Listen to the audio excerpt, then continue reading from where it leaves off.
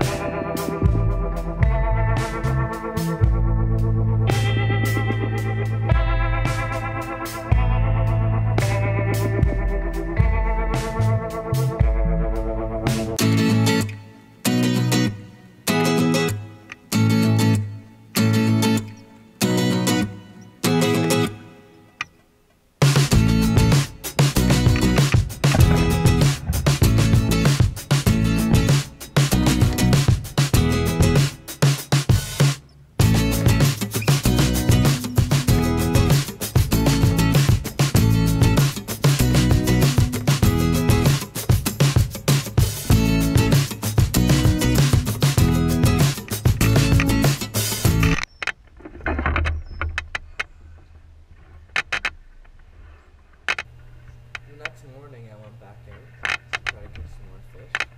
Early morning fishing is always fun, you always end up catching some.